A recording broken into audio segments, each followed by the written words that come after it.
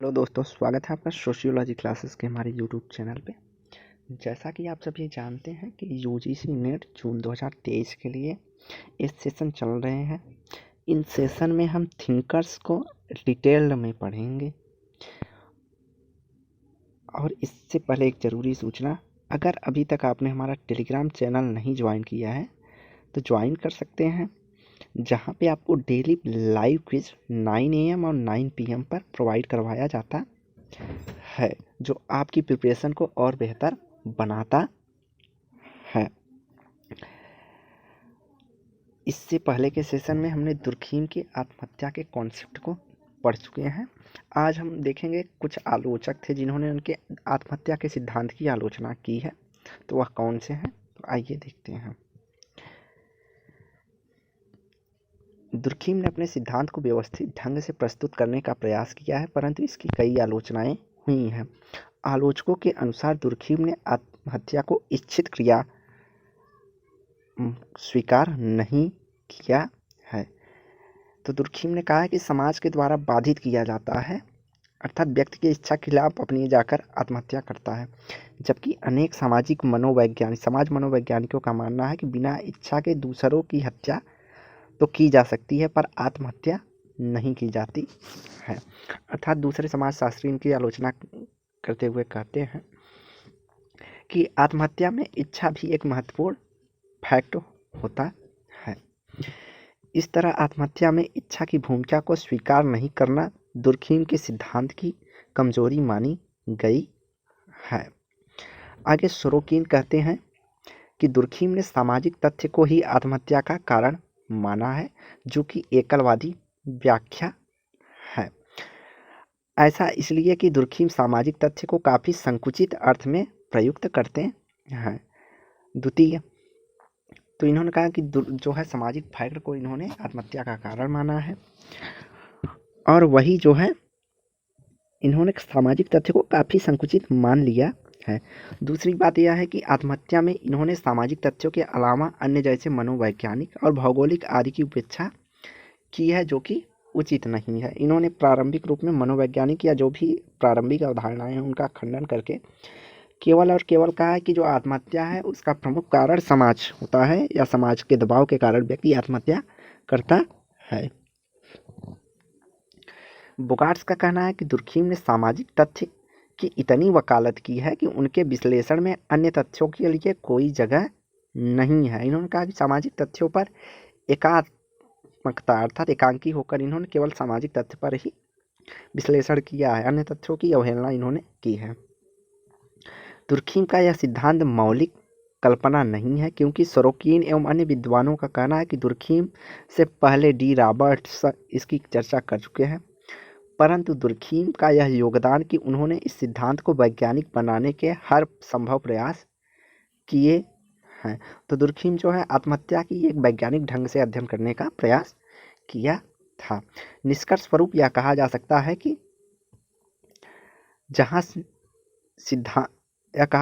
कि सिद्धांत जहां एक ओर हमें व्यक्ति और समाज में आपसी संबंधों को जानने में मदद करता है, वहीं दूसरी ओर इस सिद्धांत से हमें समाज की समस्याओं को स्पष्ट चित्र दिखाई दिया जाता है।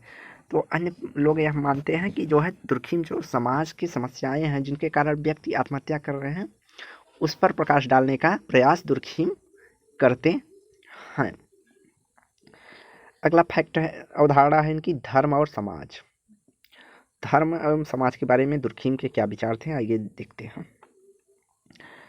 दुर्खीम से पहले धर्म संबंधित कई सिद्धांत जैसे टायलर का आत्मवाद, मैक्स मूलर का प्रकृतिवाद आदि प्रचलित थे, जिसमें धर्म की व्याख्या व्यक्तिगत विचार प्रक्रियाओं अथवा मनोवैज्ञानिक धारणाओं अर्थात भय, आश्चर्य या स्वप्न आदि के संदर्भ में की गई थी।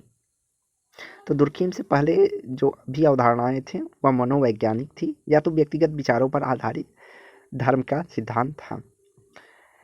दुर्खीम ने उपरोक्त सिद्धांतों का खंडन करते हुए कहा कि टायलर द्वारा आत्मवाद के सिद्धांत में आदिम मानव का अधिक तर्कयुक्त दार्शनिक मान लेना गलत है। धर्म जैसे जटिल घटना की व्याख्या परछाई, स्वप्न, मृत्यु या वैयक्तिक अनुभवों के आधार पर संभव नहीं है, जैसा कि टायलर करते हैं। टायलर का आत्मवाद का सिद्धांत था कि टायलर ने कहा कि व्यक्ति को स्वप्न आते थे, स्वप्न में उन्हें अलौकिक शक्तियाँ, परछाइयाँ दिखाई देती थी, पूर्वजों की आत्माएं दिखाई देती थी, वो तो उसी को ये लोग धर्म मानकर चलते थे। लेकिन दुर्खीम ने इसका खंडन करते हुए कहा कि ऐसा नहीं है, इस आधार पर व्याख्या नहीं की जा सकती। इसी प्रकार मैक्स मूलर जो मानते हैं, इन्होंने धर्म की व्याख्या प्रकृति पर अधिक बल देना और सामाजिक आधार की अवहेलना और अवैज्ञानिक है। तो इन्होंने कहा कि जो दुर्खीम आलोचना करते हुए कहते हैं मैक्स मूलर जो है, इन्होंने सिर्फ प्रकृतिवाद पर अधिक व्याख्या की है। इन्होंने कहा कि धर्म प्राकृतिक रूप से उत्पत्ति हुआ है और इन्होंने सामाजिक आधारों की अवहेलना जो की है, यह वैज्ञानिक रूप से सही नहीं है। आगे दुर्खीम कहते हैं कि जो ये दोनों सिद्धांत है यह अनुभविकता से परे है, अर्थात तार्किक रूप से सही नहीं है। किसने देखा है कि मनुष्य की दो आत्माएं होती हैं, एक ब्रह्मांड में घूमती है, धर्म का संबंध पवित्र से है और यह पवित्रता प्रकृति की भयानक वस्तुओं और आत्मा के साथ जोड़ी नहीं जाती है। तो दुर्खीम कहते हैं कि धर्म का जो संबंध है वह पवित्रता से है, इसको जो है भयानक वस्तु या आत्मा से नहीं जोड़ा जाना चाहिए। तो उसके बाद दुर्खीम ने अपना धर्म का सामाजिक सिद्धांत प्रस्तुत किया।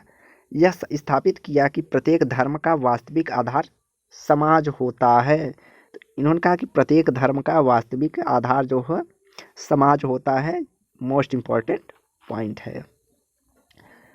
और तथा प्रत्येक धर्म समाज में एक नैतिक समुदाय के रूप में एक बद्धता लाता है। तो इन्होंने कहा धर्म का जो कार्य है वह समाज में नैतिक समुदाय के रूप में एक बद्धता लाना, अर्थात नैतिक रूप से एक साथ जोड़ना है।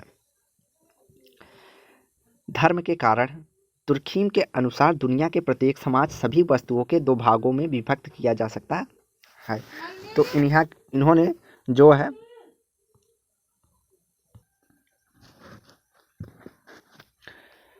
दुर्खीम ने कहा कि दुनिया की जो भी जितनी भी वस्तुएं हैं उनको दो भागों में विभक्त किया जा सकता है, एक पवित्र और दूसरा लौकिक, अर्थात सीक्रेट और प्रोफाइन की इन्होंने बात की है। इन्होंने कहा कि धर्म का जो संबंध होता है वह पवित्र वस्तुओं से होता है, अर्थात धर्म पवित्र वस्तुओं से संबंधित विश्वासों एवं आचरणों की समग्र व्यवस्था होती है जो इन पर विश्वास करने वालों को एक नैतिक समुदाय के रूप में आबद्ध या जोड़ते हैं। तो इन्होंने कहा कि जो धर्म है या धर्म से जो भी पवित्र वस्तुएं हैं और उनसे संबंधित जो भी आचरण है उनको पूरी एक व्यवस्था, पवित्र वस्तुओं और आचरणों की एक पूरी व्यवस्था को जोड़कर हम जब समग्र रूप से देखेंगे तो उसे धर्म का नाम दे सकते हैं। अगला है दुर्खीम के अनुसार कोई भी वस्तु अपने में अंतर्निहित गुणों या उपयोगितावादी मूल्यों के कारण पवित्र नहीं होती, बल्कि इसलिए पवित्र होती है कि समाज इनको विशेष आदर व सम्मान देता है। दुर्खीम के अनुसार कोई भी वस्तु अपने गुणों के आधार पर प्रयुक्त नहीं होती है, वह पवित्र तभी होगी जब समाज उसे विशेष आदर देगा, अर्थात इन वस्तुओं के क्रम में इनको ऊंचा स्थान प्राप्त होता है क्योंकि समाज उन्हें ऊंचे स्थान पर रखता है। अर्थात जब कोई वस्तु पवित्रता से जोड़ दिया जाता है तो वह धर्म की श्रेणी में आता है। इन्होंने कहा समाज के मिथक, दंत कथाएं, रूढ़ियाँ, विश्वास आदि इन पवित्र वस्तुओं के सद्गुणों एवं शक्तियों तथा लौकिक गुणों के साथ इनके संबंधों में निरूपित करते हैं।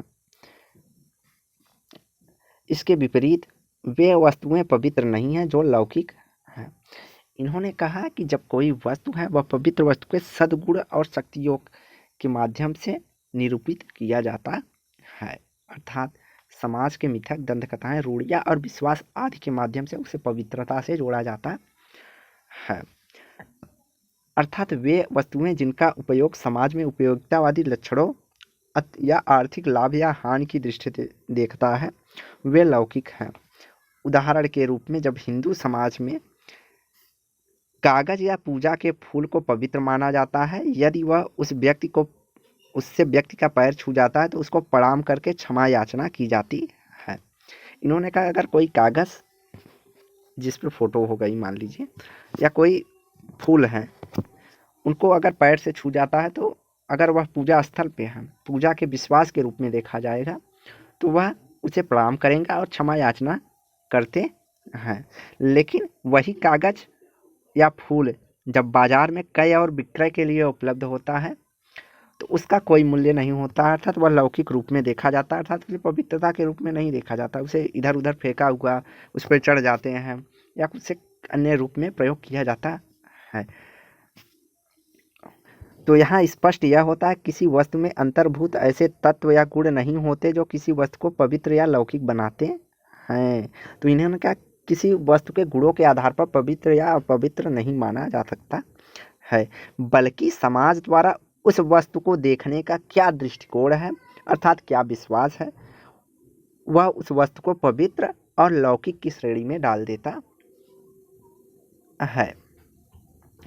अर्थात किसी वस्तु की पवित्रता का स्रोत उस वस्तु के निहित गुणों में नहीं बल्कि समाज है। इस रूप में धर्म का वास्तविक स्रोत का कारण भी समाज है।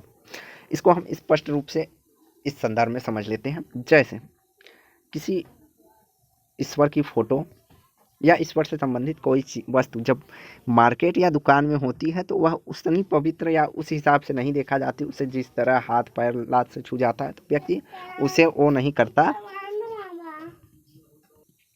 तो कहाँ थे हम, कि जब मार्केट में कोई वस्तु रहती है तो उसको व्यक्ति किसी तरह से भी छू देता है, वो कर देता है।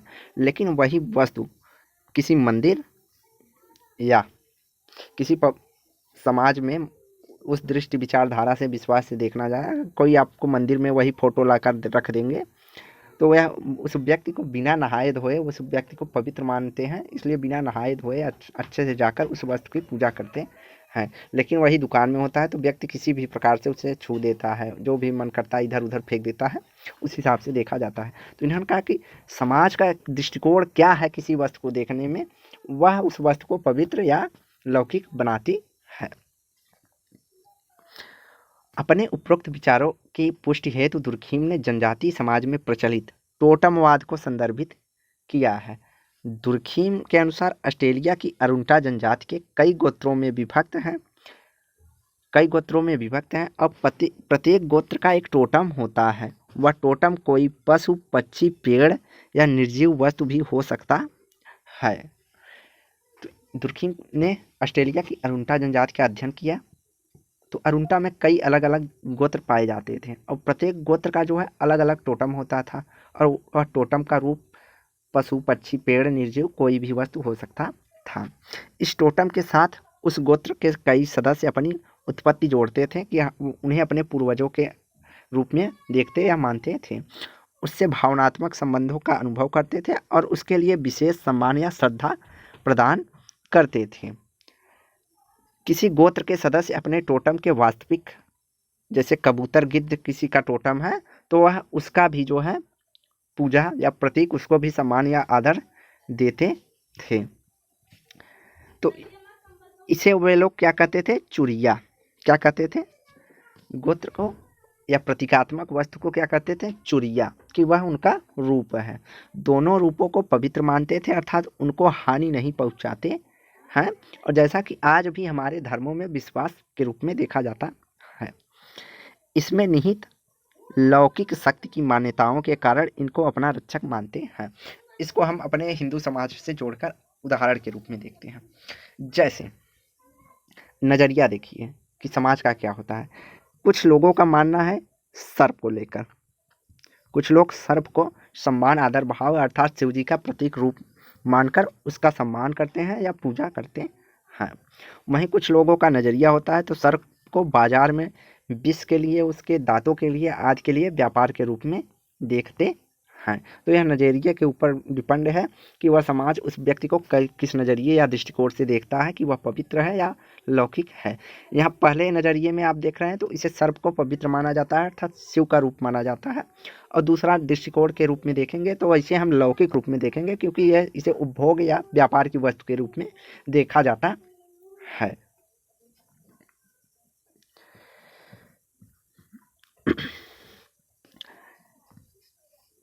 तो इन्होंने कहा धर्म की उत्पत्ति से संबंधित पहले जनजाति समाज, और प्रत्येक समाज का जो है एक गोत्र होता है, और प्रत्येक गोत्र में अपने टोटम होते हैं, और कई गोत्रों के टोटम को मिलाकर टोटमवाद की इन्होंने व्याख्या बताई है।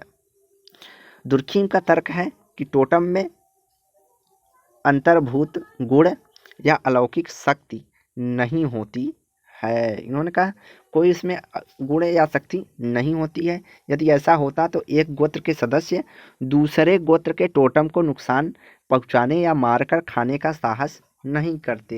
इन्होंने कहा अगर कोई अलौकिक शक्ति की बात होती तो दूसरे समुदाय या सदस्य के लोग एक दूसरे के टोटम को नुकसान पहुंचाने का कार्य नहीं करते। अर्थात टोटम में निहित शक्ति का स्रोत समाज है, इसीलिए टोटमवाद में पूर्वज पूजा नहीं है। अर्थात इन्होंने कहा टोटम में आत्मा की पूजा नहीं है। तो इसे रिलेट करके प्रश्न भी पूछा जाता है कि टोटम में पूर्वज पूजा नहीं की जाती है, टोटम में पशु पक्षी पूजा भी नहीं की जाती, यह तो समाज पूजा है। इन्होंने कहा यह तो समाज की पूजा करना है कि समाज उस टोटम को किस नज़रिए से देखता है, उस वस्तु को किस नज़रिए से देखता है, अर्थात समाज ही सर्वोपरि है। दुर्खीम के अनुसार यही है टोटमवाद है। आधुनिक धर्म के उद्विकास के क्रम में धर्म का प्रारंभिक स्वरूप टोटमवाद है।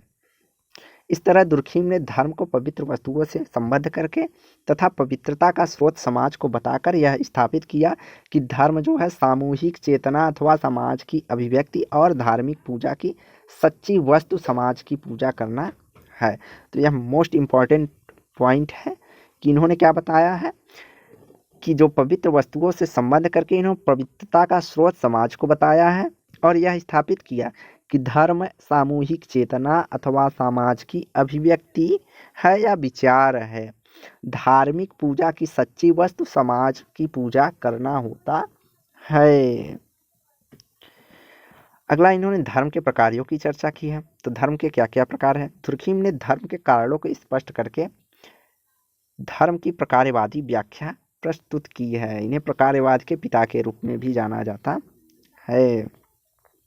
तो दुर्खीम के अनुसार धर्म पवित्र वस्तुओं से संबंधित विश्वासों एवं अनुष्ठानों की व्यवस्था है। तो इन्होंने धर्म को परिभाषित करते हुए कहा कि धर्म जो है वह पवित्र वस्तुओं से संबंधित विश्वास अनुष्ठानों की एक समग्र व्यवस्था है।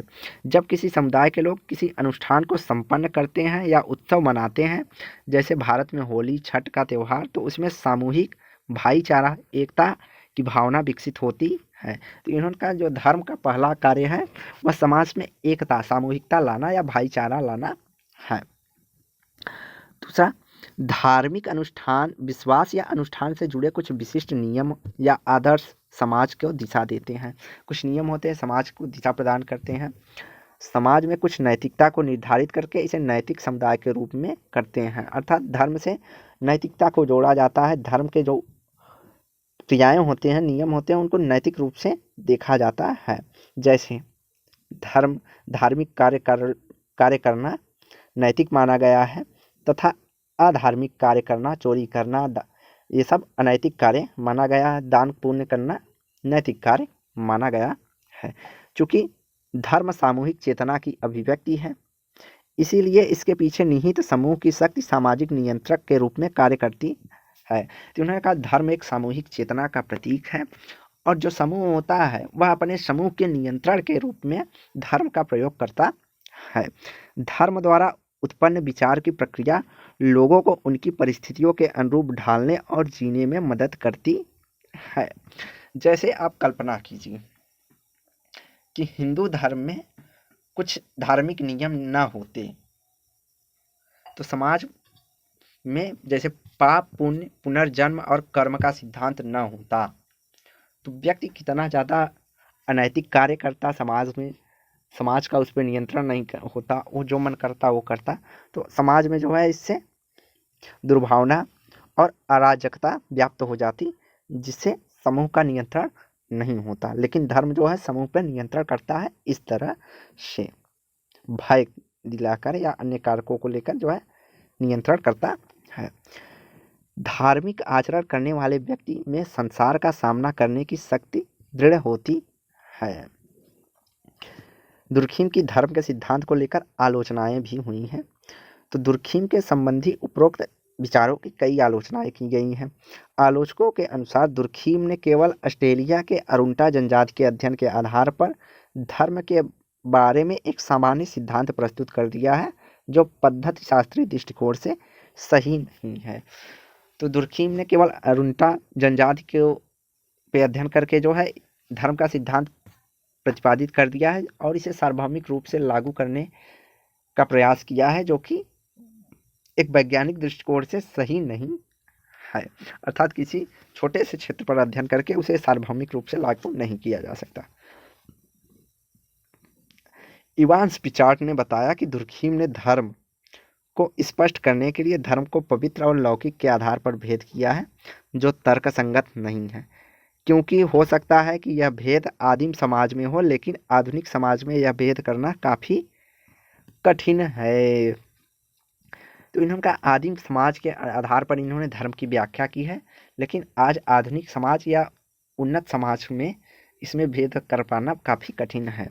आज भी कई समुदायों जैसे श्रीलंका के बेड्डा और मलेशियाई लोगों में पवित्र और लौकिक के विभाजनों का कोई अस्तित्व नहीं है। दुर्खिम के अनुसार पवित्र एवं लौकिक को एक दूसरे का विरोधी माना है जो कि आवश्यक नहीं है। दुर्खिम ने पवित्र और लौकिक को एक दूसरे का विरोधी मान लिया, लेकिन यह आवश्यक नहीं है। कोई लौकिक चीज विचारधारा के माध्यम से पवित्र भी हो सकती है इन्हीं के कॉन्सेप्ट के आधार पर, और कोई पवित्र चीज अपवित्र या लौकिक भी हो सकती है। J.R. गुडेक ने उत्तरी के घाना की जनजातियों में अपने अध्ययन में बताया कि आज भी कई जनजातियों में पवित्र और लौकिक के बीच कोई निश्चित विरोध नहीं पाया जाता है। इसके बाद मैलिनोवस्की के अनुसार धर्म की उत्पत्ति सदैव सामूहिक आधार पर नहीं हुई है। तो जहाँ दुर्खिम मानते हैं कि धर्म जो है समूह की सामूहिक चेतना के आधार पर विकसित विचारधारा है, वहीं मैलिनोवस्की इसका खंडन करते हुए कहा कि यह व्यक्तिगत अनुभवों ने भी धर्म को जन्म देने में योगदान प्रदान किया है। आगे इवांस पिचार्ड ने दुर्खिम की पद्धति शास्त्रीय आलोचना करते हुए कहा कि दुर्खिम ने सामाजिक तथ्यों के कारणों को सामाजिक तथ्य के संदर्भ में देखने पर बल दिया है और स्वयं अपनी ही पद्धति का खंडन करते हुए कहा कि समुदाय द्वारा संपन्न किए गए अनुष्ठानों से पैदा हुए संवेग से धर्म की उत्पत्ति होती है। तो यहाँ संवेग अर्थात चेतना की बात इन्होंने कही है जो कि पिचार्ड के अनुसार एक खुद अपने ही सिद्धांत का खंडन करते हैं कि एक जगह बात करते हैं कि सामाजिक तथ्य के कारणों से किन्हीं सामाजिक तथ्य घटित होता है, घटना घटित होता है। इन्होंने धर्म को भी सामाजिक तथ्य माना है, तो कहा कि उसके पीछे के जो कारण है वह भी सामाजिक तथ्यों के कारण ही घटित होता है। लेकिन आगे चलकर इन्होंने कहा सामाजिक तथ्यों के अनुसार धर्म के अनुसार जो अनुष्ठान किए जाते हैं उसके अनुसार जो मनुष्यों में सामूहिक चेतना उत्पत्ति होती है उसी से धर्म की उत्पत्ति होती है। धर्म की उत्पत्ति की व्याख्या में संवेगों के उपयोग की बात पद्धति शास्त्रीय दृष्टिकोण से तर्कसंगत या वैज्ञानिक नहीं है, यह दार्शनिक हो जाता है। इन्होंने कहा यह वैज्ञानिक नहीं है, पिचार्ड ने आलोचना करते हुए बताया। आगे दुर्खिम ने धर्म के सिद्धांत में केवल सकारात्मक प्रभाव पर बल दिया है और इसके नकारात्मक एवं अलगाववादी परिणामों को देखने में असफल रहे हैं। वर्तमान की स्थिति यह है कि दंगे, हिंसा, भेदभाव जैसी अनेक सामाजिक समस्याओं को उत्पन्न करने में धर्म की भूमिका को नकारा नहीं जा सकता है, जो कि आप भी स्पष्ट रूप से समाज में देखे होंगे कि आज कई जगह धार्मिक दंगे देखने को मिल जाते हैं। धार्मिक कट्टरतापन के आधार पर धर्म को देखा जाता है, जो कि धर्म का एक नकारात्मक पहलू है जिसकी बात दुर्खिम नहीं करते हैं। आगे मेलकाम और हैमिल्टन जैसे आलोचकों का मानना है कि दुर्खिम का यह सिद्धांत जो है पूर्व शिक्षित समाज या समरूप समाज के लिए अधिक प्रासंगिक है अर्थात आदिम समाज के लिए अधिक प्रासंगिक है, जहाँ सांस्कृतिक और सामाजिक संस्थाओं में अधिक घनिष्ठ संबंध होता है। अर्थात जहाँ संस्कृति और समाज दोनों एक दूसरे से जुड़े हुए होते हैं। सदस्य समान विश्वास एवं व्यवस्था में सहभागी होते हैं, अर्थात सभी सदस्यों का एक जैसा विचार होता है, एक जैसा जो है विश्वास होता है और एक जैसे धार्मिक क्रियाएं करते हैं। लेकिन आधुनिक शिक्षित और बहुसांस्कृतिक एवं बहुधार्मिक समाज, जहाँ बहुत सारी संस्कृतियाँ उपसंस्कृतियाँ देखी जाती हैं, वहाँ इनका जो धर्म का सिद्धांत है इसका खंडन हो जाता है। आज विशेषीकृत संगठन, विजाति समूह, विशिष्ट संस्थाएं तथा धार्मिक विश्वासों का अस्तित्व जो है अलग अलग देखने को मिलता है। दुर्खीम का यह सिद्धांत पूरी तरह से वर्तमान समाज पर लागू नहीं किया जा सकता है, अर्थात वर्तमान समाज के संदर्भ में यह जो इनका धर्म का सिद्धांत है वह अप्रासंगिक साबित होता है।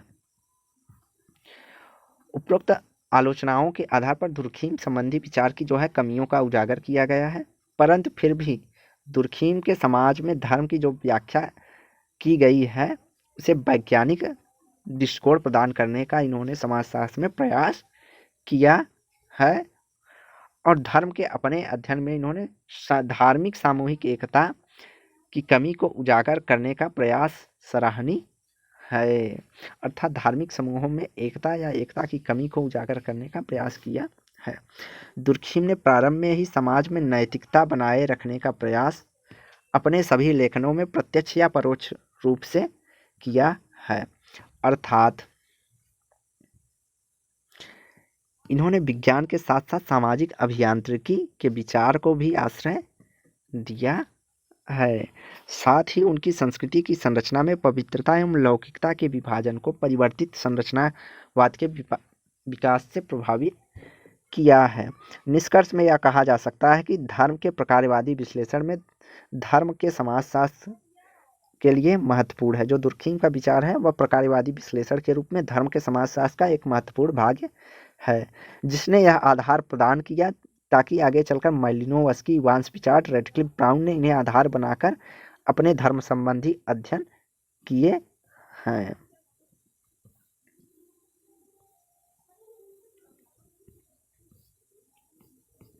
तो आज की वीडियो यहीं समाप्त करते हैं। वीडियो को लाइक एंड शेयर करें, चैनल को सब्सक्राइब करें।